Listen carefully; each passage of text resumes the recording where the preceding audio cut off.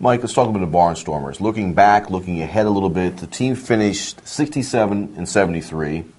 The third straight losing season for the ball club, coming off a championship in year number 2. We've got year number 5 in the books now, and they were 34-36 in the second half, which basically was Tommy Herr as the manager this year.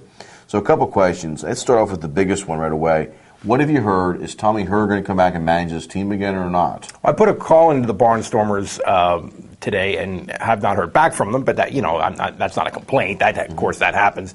My guess is that he will. Okay. My guess is that I would be surprised if they went through the whole process of interviewing people again, and I would suspect that they kind of felt like they got burned a little bit by Von Hayes. I think clearly the guy they thought they were hiring is different than the guy that he turned out to be. I'm not saying he was a terrible guy or anything or a bad manager, but I just think it's a little different than what they thought they were getting there.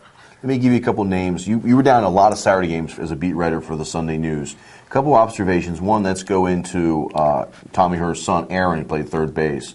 How do you think he did overall? I think he seemed to play a lot better in the second half. Maybe it's because his dad was the manager then or what, but his errors were down, hitting was better. We did an interview with him for video, and he sort of admitted there that when I first started the season, I really wasn't in the right frame of mind. Wasn't happy to be here, despite what I was saying. I think he sort of settled into a groove with being an Atlantic League player and everything, and he did do better the second half. But I think for the Barnstormers to have been good, they would have had to been really good offensively. They had what appeared to be on paper an excellent lineup for the Atlantic League level, and it didn't quite work out. It didn't quite work out with her. Didn't quite work out with Matt Watson.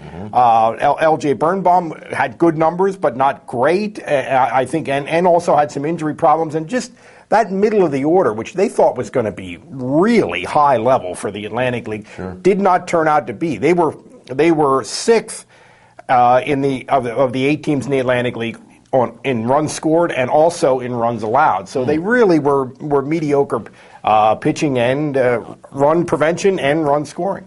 Mike Woods was, I guess, the team MVP the year before.